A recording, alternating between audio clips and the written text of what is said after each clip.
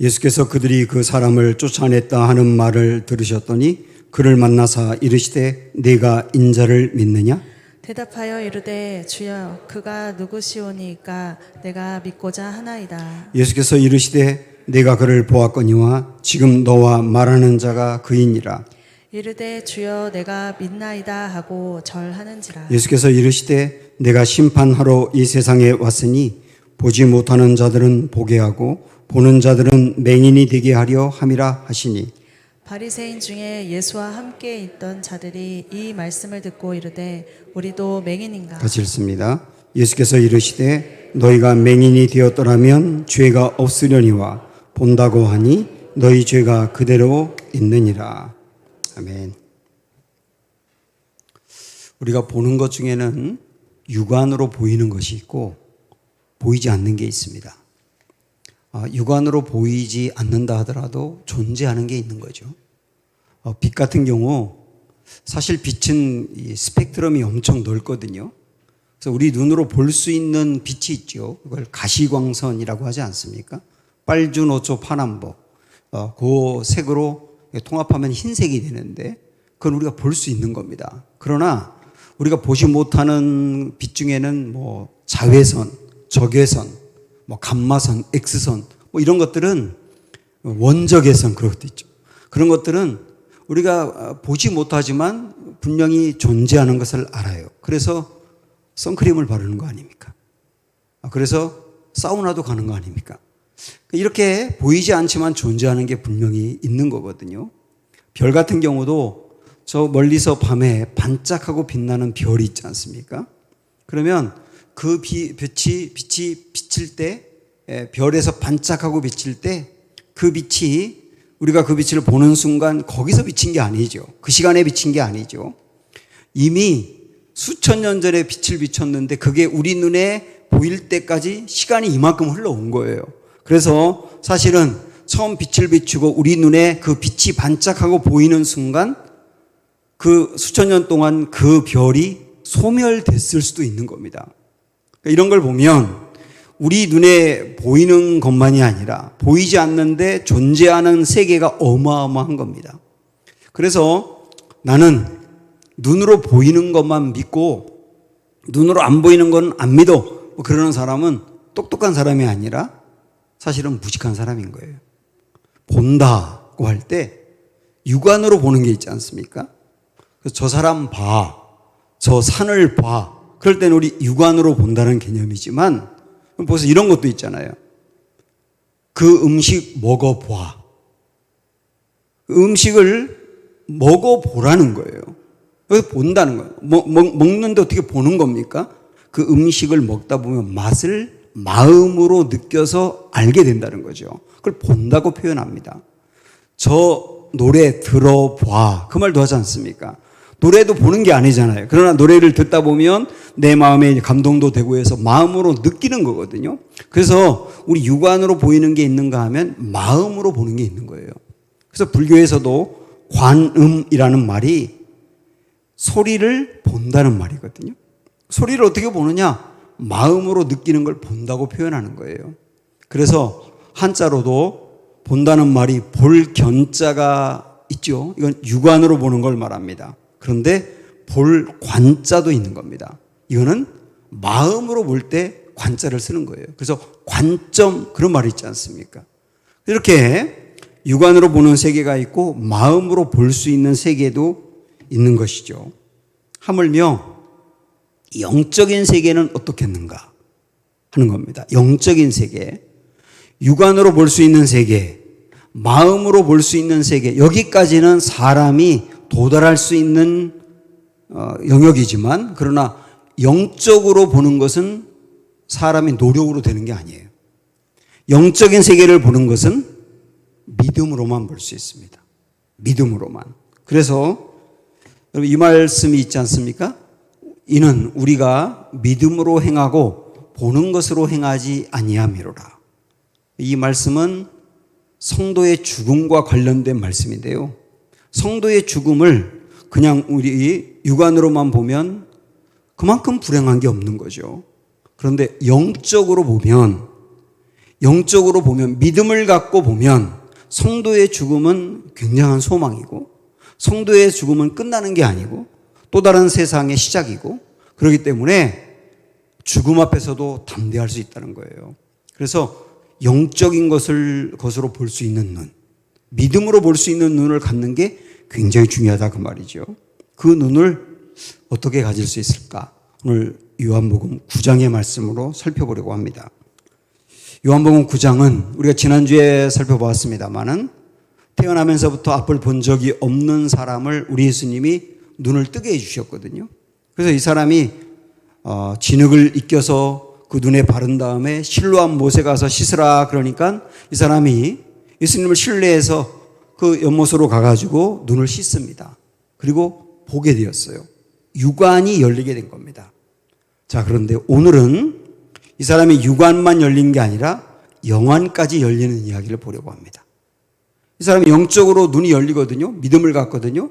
그래서 이 사람 눈이 열린 것을 한번 말씀을 보면 38절 보시면 이르되 주여 내가 믿나이다 하고 절하는지라. 이 사람이 예수님을 주님이라고 부르면서 예수님을 믿게 돼요. 이 순간에 이 사람에게 구원이 있거든요. 그래서 눈만 열린 게 아니라 영안도 열리게 된 거예요. 눈을 뜨게 된 거죠. 믿음을 갖게 된 거죠. 자, 이것을 보면서 어떻게 이 사람은 영적인 세계에 눈이 열리게 됐는가? 반드시 영적인 세계에 눈이 열려야만 구원을 받을 수 있거든요. 우리는 어떻게 눈이 열릴 수 있겠는가? 이것을 찾아가 보려고 합니다. 우선 이 사람이 예수님을 믿는 영적 세계의 눈이 열리기까지 이 사람이 한 일이 아무것도 없어요. 처음부터 끝까지 모든 것을 주님이 다 은혜로 이끌어 가신 겁니다. 이 사람이 한 일이 없어요. 이것은 무엇을 얘기하느냐면 우리가 예수님을 내 마음으로 영접하여 구원을 받고 새로워지는 데 있어서 내가 하는 것이 없다는 거예요. 이 사람은 구원이 필요한 것도 몰랐고 구원을 받고 싶다는 마음도 없었고 구원을 달라고 예수님께 요청한 적도 없고 그런데 구원이 임했거든요. 우리 중에도 구원이 내게 진짜 필요한가? 구원이 있다는 것은 알겠는데 내가 꼭 구원을 받아야 되는가? 지금도 그런 생각하는 분이 있을 수 있어요. 그런데 그런 생각을 갖고 있었는데 이 사람이 구원받은 것처럼 우리도 구원을 받은 분이 있고 또 받을 분이 있단 말이에요. 그러면 이 사람은 이 믿음을 어떻게 갖게 됐는가? 이 사람이 한 게 아무것도 없다고 그랬죠. 모든 게 은혜로 됐다고 그랬죠. 예수님이 어떻게 이 사람을 이끌어 갔는지를 한번 말씀 하나하나 보도록 하겠습니다. 먼저요, 1절 보시면 예수께서 길을 가실 때에 한 날 때부터 맹인된 사람을 보신지라. 여기부터 구원이 시작입니다. 이 사람은 그냥 거기에 있었어요. 그런데 우리 주님이 그 사람을 주목해 보신 거예요. 저는 여기서 예수님이 그 사람을 보셨다 하는 것을 이렇게 표현하고 싶어요. 예수님이 그 사람을 찾아가셨다. 찾아가시는 것부터 구원이 시작이 되는 겁니다. 우리들 중에서도 구원에 대해서 아무런 관심이 없었는데 구원을 어떻게 받는지도 몰랐는데 그런데 우리 주님이 그들의 인생에 찾아가시는 날이 있어요. 사실 여러분 여기 와서 예배 드리는 것은 전부 다 주님이 여러분들을 찾아갔기 때문에 가능한 일이에요. 이 사람은 구원에 대해 관심이 없었을 뿐만 아니라 사실은 자기가 눈을 뜨는 거에 대해서도 예수님께 요청한 게 없어요. 이 사람이 눈을 뜨는 것도 우리 주님이 그냥 해주신 거예요.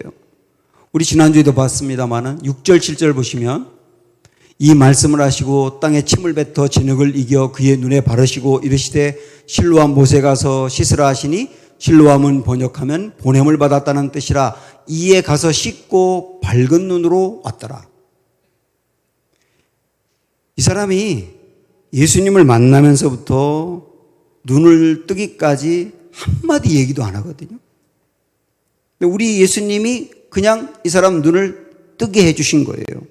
그러다가 눈만 뜬 게 아니라 영안이 열려서 예수님을 받아들일 때도 어떻게 이게 가능했느냐면 35절 보시면 예수께서 그들이 그 사람을 쫓아냈다 하는 말을 들으셨더니 그를 만나사 이르시되 내가 인자를 믿느냐?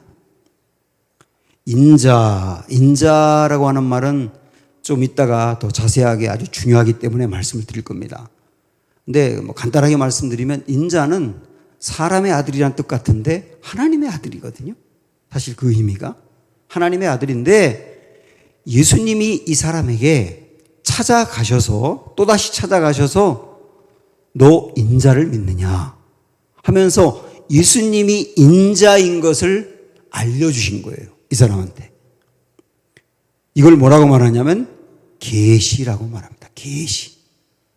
계시라고 하는 것은 예수님이 스스로 당신이 누구신지를 우리에게 알려주신다는 거예요. 이 사람이 나 저 예수님 좀 알고 싶어. 그래가지고 뭐 연구한 것도 아니에요.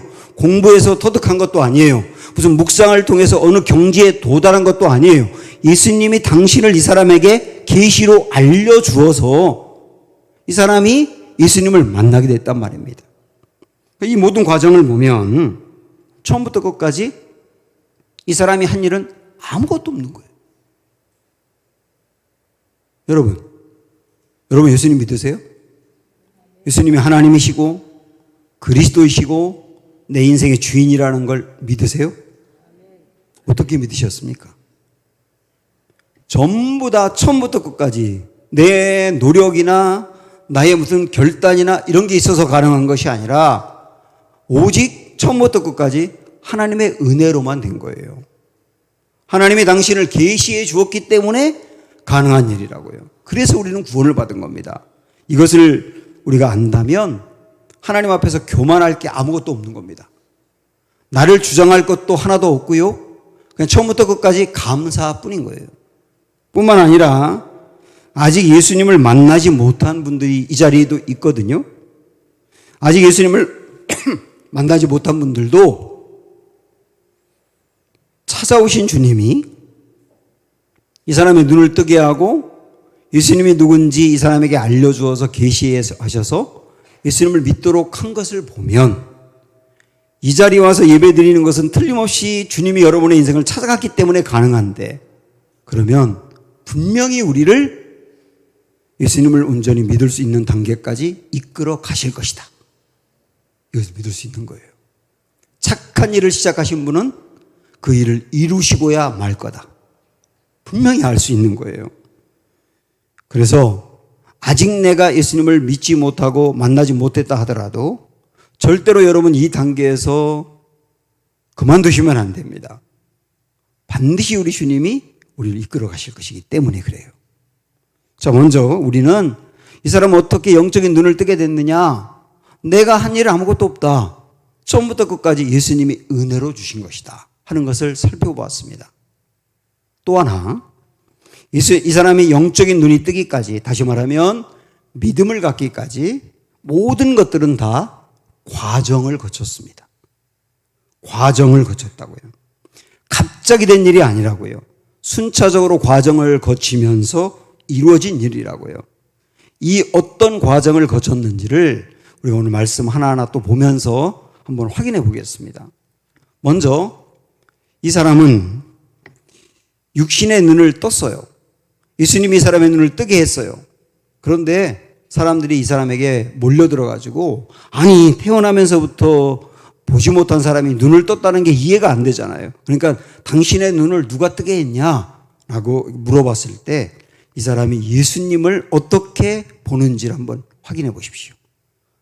대답하되 예수라 하는 그 사람이 진흙을 이겨 내 눈에 바르고 나더러 실로암에 가서 씻으라 하기에 가서 씻었더니 보게 되었노라. 예수님을 뭐로 봅니까? 예수라 하는 그 사람으로 보는 거예요. 비록 예수님 때문에 은혜를 입어가지고 눈을 떴지만 아직까지 이 사람은 예수님을 그냥 사람으로 보는 거예요. 아마도 이 예배를 드리고 있는 분들 중에 여러분에게 예수님은 누굽니까? 라고 솔직하게 한번 대답해 보세요 라고 하면 이렇게 여전히 생각하는 분들이 있을 겁니다. 예수님이요 3대 성인 중에 한 분이죠. 훌륭한 분입니다. 그러나 사람입니다. 아직까지 예수님을 거기까지 생각하는 분들이 있단 말이에요. 여기까지 생각하는 것은 절대로 구원받는 믿음이 아니에요. 이분들은 한 단계 더 성장하셔야 됩니다. 이 사람은 그러면 예수님을 예수라 하는 그 사람으로 보았는데 이제 그 다음 단계에서 어떻게 발전하는가를 보십시오. 예수님이 이 사람을 고친 날이 안식일이었거든요. 그래서 사람들이 안식일에 사람을 고친 사람은 죄인이야. 예수님을 죄인이라고 몰아칩니다. 그러면서 이 사람에게 또 물어요. 너를 고쳐준 그 사람을 뭐라고 생각해? 그때 뭐라고 대답하는지 보세요. 한번 17절. 이에 맹인이었던 자에게 다시 묻되 그 사람이 내 눈을 뜨게 하였으니 너는 그를 어떠한 사람이라 하느냐? 대답하되 누구라고 합니까? 선지자라고 합니다. 앞에서 뭐라고 했어요? 예수라 하는 그 사람으로 보았어요. 근데 조금 시간이 지나면서 예수님을 어떻게 봐요? 선지자로 봐요. 선지자라는 말은 하늘로부터 보냄받은 사람, 하늘로부터 보냄받은 특별한 분, 그런 개념이고 특별한 분.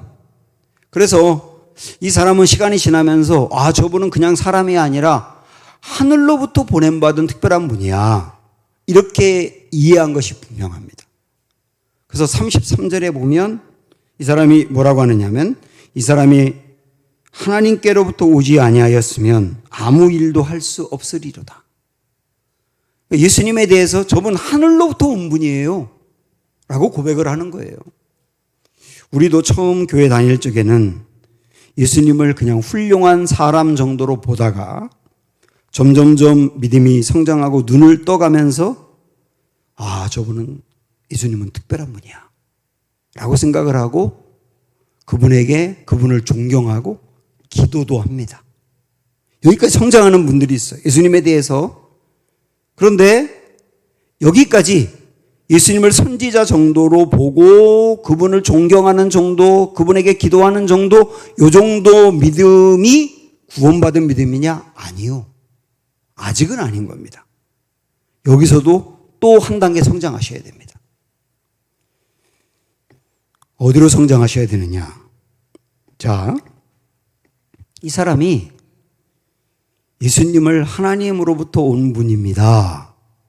이렇게 고백하는 바람에 34절에 보면 이 사람이 쫓겨났다고 나옵니다. 사람들이 이 사람을 쫓아내거든요. 쫓아냈다는 말은 무슨 의미냐면 유대교로부터 출교당했다는 뜻이에요. 엄청난 일입니다. 이때 당시에 예수님을 믿음으로 출교당한 사람들이 있었거든요. 출교를 당하면 어떻게 되느냐? 가족으로부터 버림받습니다. 사실 이 앞에 여러분 이 얘기를 쭉 읽어보면 이 사람의 부모님도 출교당하는 게 두려워가지고 그 아들에게 일어난 일, 눈을 뜬 일에 대해서 난 몰라요, 저 아들에게 물어보세요 하고 딱 벽을 쌓고 선을 그었거든요. 출교가 두려워서. 그 말은 뭐냐면 부모님도 사실 이 사람을 버렸다는 뜻이에요. 출교당하면 가족으로부터 버림받는 겁니다. 가족으로부터만 버림받는 게 아니라 직장에서 쫓겨납니다. 그리고 심지어는 거린이 될 수도 없어요. 출교당한 사람에게 먹을 것을 주는 사람이 아무도 없어요. 그리고 심지어는 출교당한 사람과 식사를 같이 하는 사람도 출교를 당했어요. 그래서 출교를 당하고 나면 정말 앞길이 막막해지는 겁니다. 이 사람이 출교를 당했거든요. 이 사람은 예수님을 믿어서 눈을 뜨게 된 큰 혜택을 입었지만 그러나 출교를 당하는 큰 어려움도 겪게 된 거예요. 다시 말하면 사람들로부터 전부 다 버림을 받은 겁니다. 이 사람은. 그런데 버림받은 이 사람을 다시 찾아간 분이 예수님이세요. 35절 보시면 예수께서 그들이 그 사람을 쫓아냈다 하는 말을 들으셨더니 그를 만나사 이르시되 네가 인자를 믿느냐? 다 버렸지만 예수님은 버림받은 이 사람을 찾아가셔서 말씀하는 거예요. 너 인자를 믿느냐?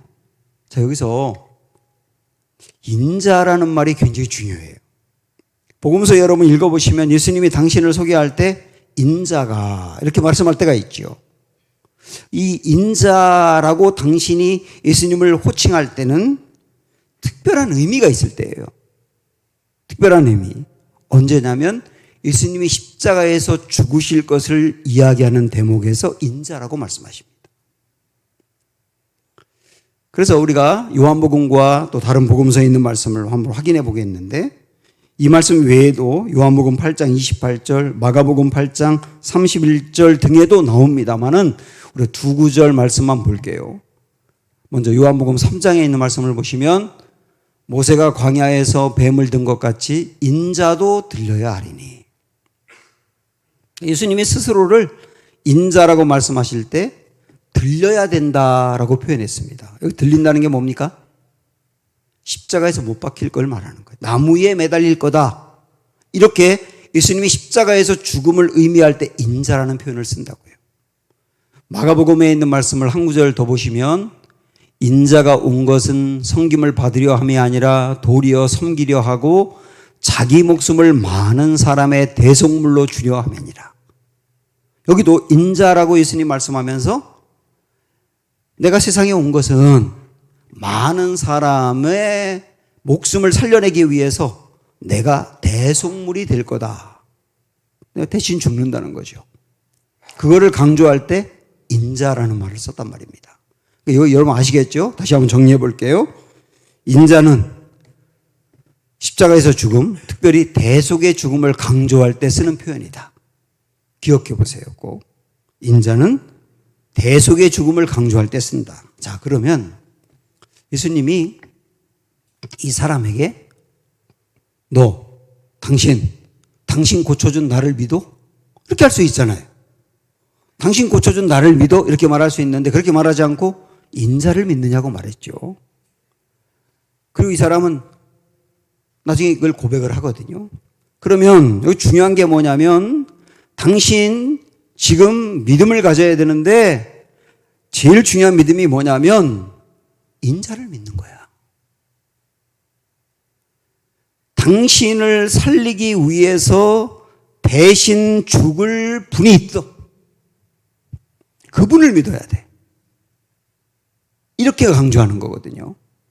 이것은 오늘 우리에게도 믿음의 핵심을 말합니다. 제가 여러분 한번 질문해 볼게요. 여러분 예수님 믿으세요? 예수님 믿으세요? 예수님 믿으세요라고 하는 믿음 안에 무엇이 포함되어 있습니까? 저요, 예수님 2000년 전에 살았다는 거 믿어요. 저요, 예수님이 하신 성경의 말씀을 믿어요. 그런 믿음이 아니에요. 믿음의 핵심은 뭐냐면 인자이신 예수님을 믿는 거예요. 인자이신 예수님. 나를 대신해서 대속의 제물로 죽으셔서 나를 살리신 그분을 믿는 거예요. 내가 예수님 믿어요. 나 분명히 예수님 믿어요. 그런데 예수님 살아계신 거 믿고 2000년 전에 예수님 믿고 그분이 행하신 일도 믿고 그분의 말씀도 믿는데 그분이 나를 대속해서 십자가에서 돌아가심으로 내가 살았다는 것을 안 믿어요. 이건 아직 믿음이 아니에요. 그게 빠진, 인자가 빠진 믿음은 아직 믿음이 아니라고요. 온전한 믿음이 아니라고요. 나를 대신해서 돌아가신 대속의 죽음을 가지신 그 예수님을 믿는 게 믿음의 핵심이란 말입니다. 여러분 그걸 들으셨으니까 다시 제가 질문해 볼게요. 예수님 여러분 믿으세요? 아직까지 나 예수님 존경하기도 하고 기도하기도 하고 그분이 하신 것 좋고 그분의 말씀도 믿고 다 믿는데 그분이 나를 위해서 대신 십자가에 죽으신 건 모르겠어요. 이 믿음에 머물러 있으면 성장하셔야 됩니다. 아직 구원이 아니에요. 예수님이 이 사람에게 인자를 믿느냐? 이렇게 질문한 게 굉장히 의미가 있는 겁니다. 인자를 믿느냐? 그러니까 이 사람이 대답합니다. 그 다음 절 보면 대답하여 이르되 주여 그가 누구시오니까 인자가 누굽니까? 내가 믿고자 하나이다. 이렇게 얘기했거든요. 인자에 대해서 이 사람 듣고 이해하고 그 인자를 내가 믿고 싶습니다. 이 사람이 지금 출교를 당했어요. 앞길이 막막하거든요. 그런데 내 앞길이 막막하지만 나를 대신해서 죽으심으로 나를 살리실 정도로 나를 사랑하는 분이 있다고 한다면 저 그분 믿고 싶어요. 이러는 거예요. 저 그분 믿고 싶어요. 여기 내가 믿고자 하나이다 라고 하는 말은 믿고 싶어요. 믿고 싶어요. 아직까지 완전히 믿음이 이 안에 들어간 건 아니지만 믿고 싶은 소원이 생긴 거예요. 우리들 중에서도 예수님? 그분 사람이지, 훌륭한 사람이지. 그랬다가 아니야, 그분은 하나님이 보내신 특별한 분이야. 이렇게 예수님에 대해서 발전했다가 그 다음에 내가 그분을 믿어야, 그 인자를 믿어야 구원을 받는다고 하는데 내게도 구원이 필요하고 나 구원 받았으면 좋겠어. 나 그분 믿고 싶어. 여기까지 오는 거예요. 여기까지 오는 거죠. 소원이 생긴 거니까. 그러자 예수님이 그 다음에 이 사람에게 이렇게 말씀하세요. 예수께서 이르시되 내가 그를 보았거니와 지금 너와 말하는 자가 그이니라. 이 말은 뭡니까? 예수님이 그러시는 거예요. 내가 바로 그 인자야. 이렇게 직접 말씀하면 좀 촌스럽잖아요. 그러니까 예수님이 멋있게 말씀한 거예요. 내 앞에 있는 그가 바로 그야. 이거는 내가 인자야 그 말이에요. 내가 인자야. 내가 당신 위해서 십자가에서 죽어 당신의 영혼 건져낼 거야. 나 그러기 위해서 이 땅에 왔고 내가 그 정도로 당신을 사랑해. 이렇게 말씀하신 거죠. 그러니까 그 다음에 이 사람이 예수님이 바로 그 인자라는 것을 알고 고백을 합니다. 이 고백이 굉장히 중요하거든요. 그래서 우리가 38절 같이 읽습니다. 시작. 이르되 주여 내가 믿나이다 하고 절하는지라. 예수님에 대한 호칭이 바뀌었어요. 어떻게 바뀌었어요? 주여로 바뀌었어요. 주여. 예수라 하는 그 사람에서 선지자로 왔다가 그분 믿고 싶다고 했다가 이제는 예수님을 주여라고 부릅니다. 여기서 말하는 주여라고 하는 개념은 내 인생의 주인입니다.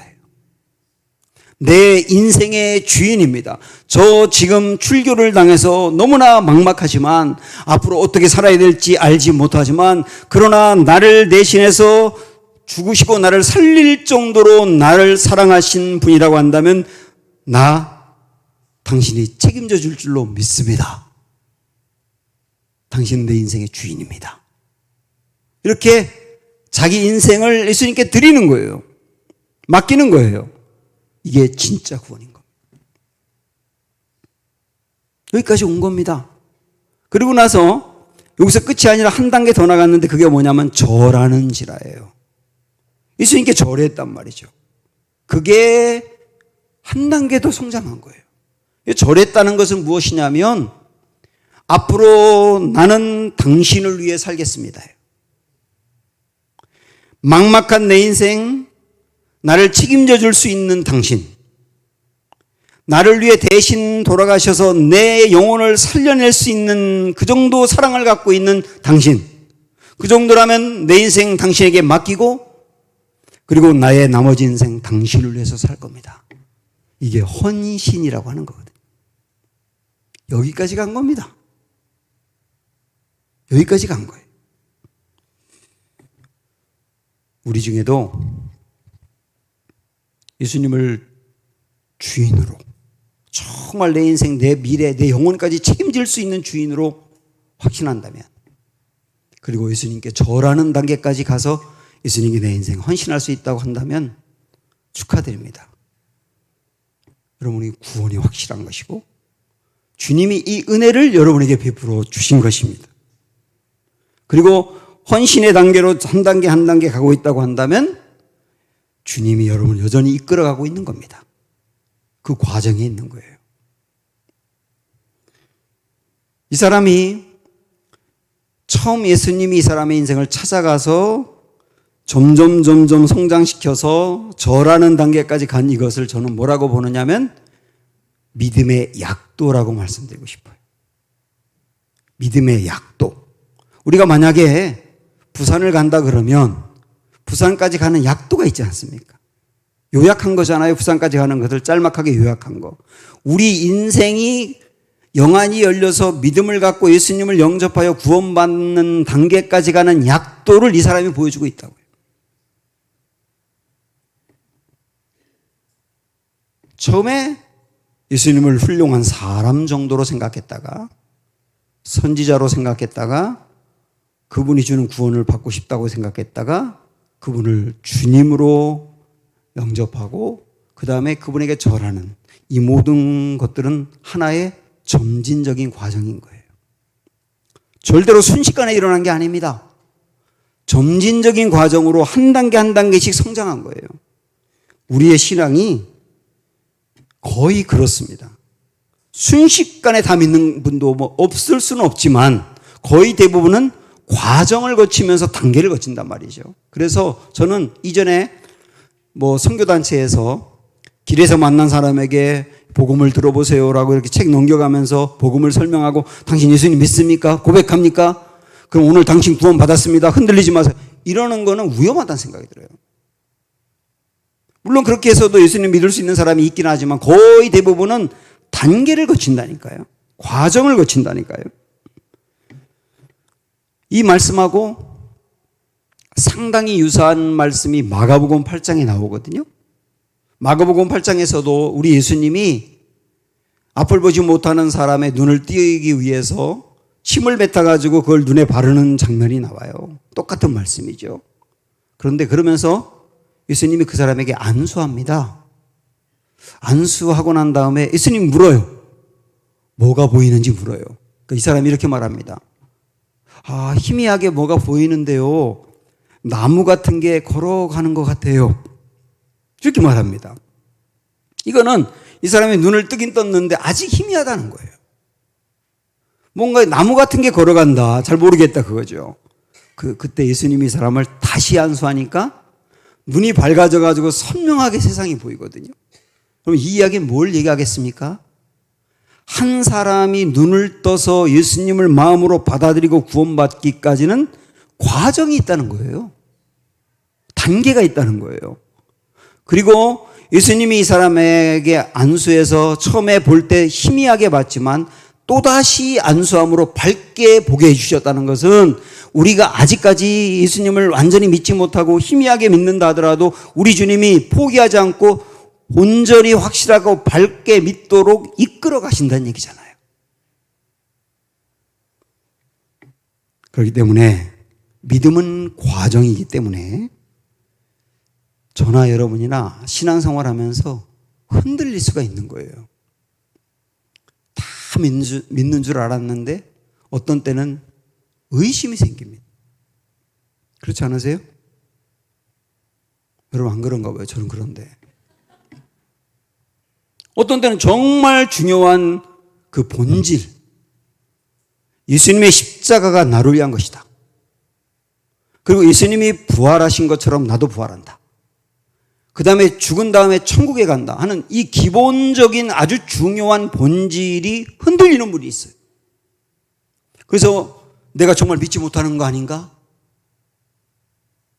내가 진짜 믿음인가? 답답하기도 하고 불안하기도 하고 그런 분이 있거든요. 그런데 여러분 나무를 보세요. 나무가 성장할 때 계속 성장만 하는 게 아닙니다. 쭉 성장하다가 멈추는 단계가 있어요. 그 멈추는 단계가 매듭이라고 합니다. 매듭. 거기에 마디가 생기는 거예요. 그 다음에 또 성장하고 멈춰서 매듭이 생기는 거예요. 그런데 여러분 아시죠? 나무가 매듭이 있기 때문에 비바람이 불어도 강건한 겁니다. 우리의 신앙도 때로는 의심이 생기고 흔들릴 때가 있고 믿어지지 않을 때가 있고 그렇지만 그런 과정에서도 여전히 주님을 찾고 그러면서 다시 말씀을 들으면서 확신이 생기고 그러면서 더 분명하게 확신을 갖는 이런 단계를 거치면서 매듭이 생기고 마디가 생기면서 나중에는 우리 신앙이 굳건해지는 거예요. 믿음이 생기기까지 과정을 거치는 거다 하는 말씀을 드리고 있습니다. 더불어서 믿음이 과정을 거치다 보니까 아직 우리 주변에 여러분의 자녀 중에도 교회를 다니긴 하지만 확신하지 못하는 사람들이 있어요. 그 사람들을 기다려 주셔야 됩니다. 이제 젖을 먹는 아이들에게 젖을 흘린다고 타박하진 않잖아요. 이제 음식을 먹기 시작한 아이에게 왜 흘리느냐고 혼내진 않잖아요. 기다려주면 나중에 안 흘리지 않습니까? 신앙인 중에서도 아직까지 조금 연약한 단계, 미성숙한 단계, 그래서 온전히 믿지 못하는 단계가 있어요. 그럴 땐 답답해도 기도하고 응원하면서 기다려 주셔야 됩니다. 그 사람 공사 중이거든요.